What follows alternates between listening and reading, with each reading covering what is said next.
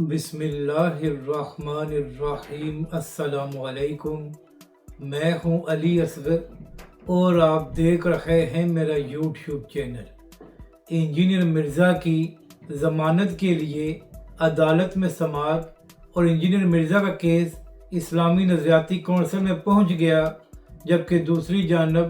Doctor Asif Jalali صاحب کا تفصیلی فتویٰ بھی سامنے آ گیا۔ اس ویڈیو میں ہم اسی کے متعلق بات کریں گے، اور اگر ناظرین کرام آپ کو یہ ویڈیو اچھی لگے تو اسے لائک اور شیئر ضرور کریں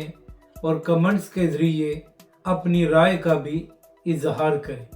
تو ناظرین کرام، مسئلہ یہ ہے کہ انجینئر مرزا کی بے شمار ایسی ویڈیوز موجود ہیں جہاں پر اس نے بڑی بڑی ہستیوں کے حوالے سے کمزور الفاظ کا استعمال کیا ہے۔ تو چند ہفتے پہلے انجینئر مرزا ایک پوڈ کاسٹ میں بیٹھے ہوئے تھے، تو وہاں پر بھی ان کی جانب سے کچھ ایسے الفاظ بولے گئے جس کے بعد ایک بڑا تنازع شروع ہو گیا، اور پاکستان کی عوام اور بڑے بڑے علماء کرام کی جانب سے اداروں سے مطالبہ کیا گیا کہ اس کے خلاف قانونی کارروائی کی جائے۔ اسی حوالے سے سب سے پہلے ڈاکٹر آصف جلالی صاحب نے اس کے خلاف فتویٰ دیا اور پاکستانی اداروں سے یہ مطالبہ کیا کہ انجینئر مرزا کے خلاف قانونی کارروائی کی جائے۔ اسی طرح جو تحریک لبیک پاکستان کے اہم رہنما جیل میں موجود ہیں، جن کا نام علامہ عاصم اشفاق رضوی صاحب ہے، ان کی جانب سے بھی یہ اعلان کیا گیا کہ اگر انجینئر مرزا کے خلاف قانونی کارروائی نہ کی گئی تو وہ جہلم میں ایک بڑا پروٹیسٹ کریں گے، اور یہ پروٹیسٹ اس وقت تک جاری رہے گا جب تک قانونی کارروائی کا آغاز نہیں کیا جائے گا۔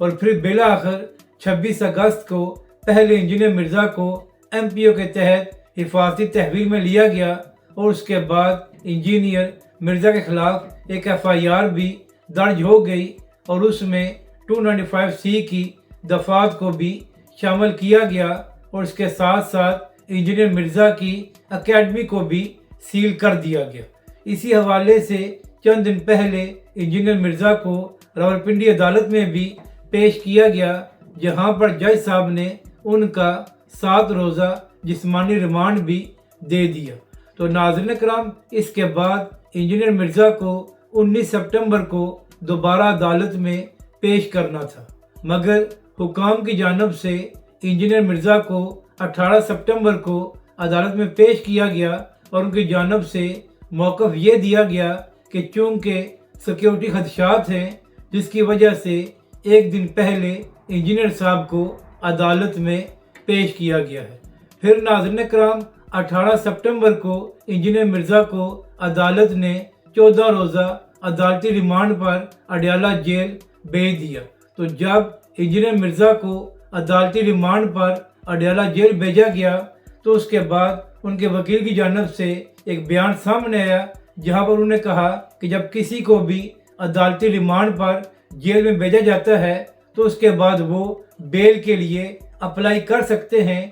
تو اس لیے ہم بہت جلد انجینئر مرزا کی بیل کے لیے بھی عدالت سے رجوع کریں گے۔ تو اسی حوالے سے ذرائع سے یہ خبریں سامنے آ رہی ہیں کہ آج عدالت میں انجینئر مرزا کی ضمانت کے حوالے سے بھی سماعت ہونے جا رہی ہے، اور اس حوالے سے کچھ ذرائع یہ بھی دعویٰ کر رہے ہیں کہ انجینئر صاحب کے حق میں جو 5 فتوے آئے ہیں ان کو بھی عدالت میں پیش کیا جائے گا، اور انجینئر مرزا کی ضمانت کے لیے عدالت سے کہا جائے گا۔ مگر ناظرین کرام، یہاں پر اہم بات یہ ہے کہ اگر انجینئر مرزا کے حق میں کچھ گمنام اور متنازع لوگوں نے فتوے دیے ہیں، جبکہ دوسری جانب 100 سے زائد تمام مسالک کے علماء کرام نے انجینئر مرزا کے خلاف بھی فتوے دیے ہیں، تو اگر عدالت ان 5 فتووں کو دیکھے گی تو دوسری جانب کے وکلاء وہ 100 فتوے بھی عدالت میں پیش کریں گے جو انجینئر مرزا کے خلاف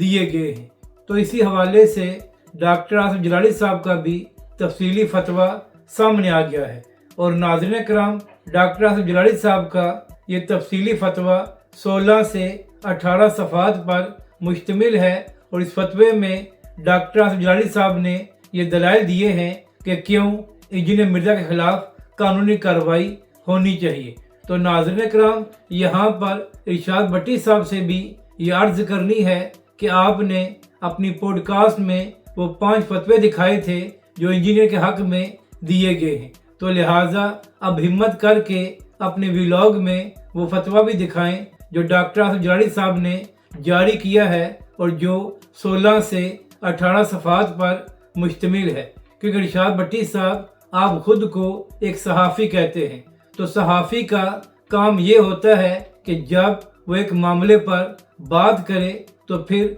दोनों जानब का मौक़िफ़ अवाम के सामने रखा जाए। तो अगर आपने वो 5 फतवे अपने व्लॉग में दिखाए थे और लोगों को आप बता रहे थे कि उनका लुबे-लुबाब क्या है, तो अब ज़रा हिम्मत करके डॉक्टर आसिफ जलाली साहब का भी वो फतवा अपने व्लॉग में बताएं और अवाम को यह भी बताएं कि डॉक्टर आसिफ जलाली साहब की जानिब से जो तफसीली फतवा जारी किया गया है उसका लुबे-लुबाब क्या है। तो नाज़रीन इकराम, अब देखना ये है कि क्या इंजीनियर मिर्ज़ा को ज़मानत मिलती है या नहीं। नाज़रीन इकराम, यहाँ पर अहम बात यह है कि इंजीनियर मिर्ज़ा साहब अपनी वीडियोज़ में ये फरमाया करते थे कि मैंने फ़िरक़ों की दुकानें बंद कर दी हैं। तो अब जब इंजीनियर मिर्ज़ा साहब खुद गिरफ़्तार हैं और उनकी एकेडमी बंद है, तो इंजीनियर मिर्ज़ा साहब उन्हीं फ़िरक़ों से चंद लोगों के फतवे अपने हक में